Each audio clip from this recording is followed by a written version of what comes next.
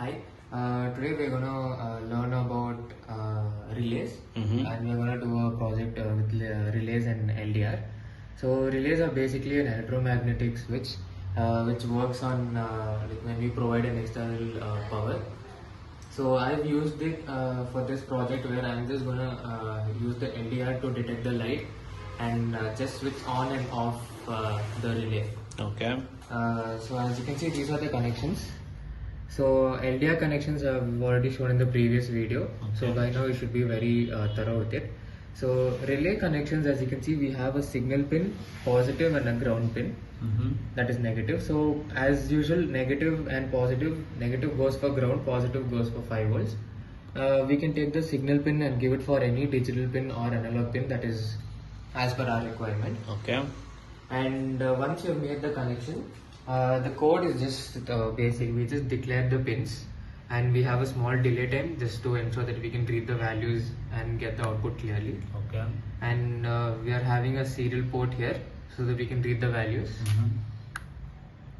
And our sensor pin is the input, so we are taking the values from the sensor, which Okay. are what's a light value and resistor value. Okay. And the relays are giving an output whether it should be on or off state. So Okay. our loop statement here is very simple. We're just reading the sensor values, and we're just using a basic if-else condition. So if the value of the sensor is lesser or equal to 380, the relay switch will be in off state. And if it's higher than 380, it will be in an on state. Okay. So I'll just upload the code and let's just check it out. Very good. So right now it's in on state because the value is greater than 380. It's running at 400, 390. So if we just cover it like this, it's in the off state. Okay. And the value is reduced to 300, 290, and again it comes back. So this is off state and this is the on state.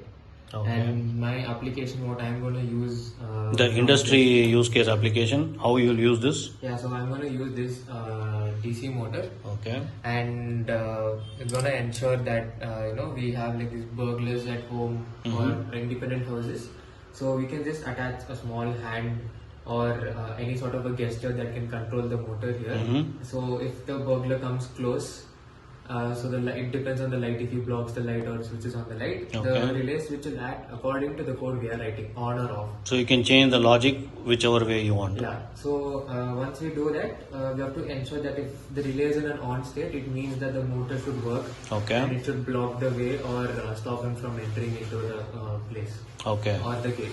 Okay, good, good.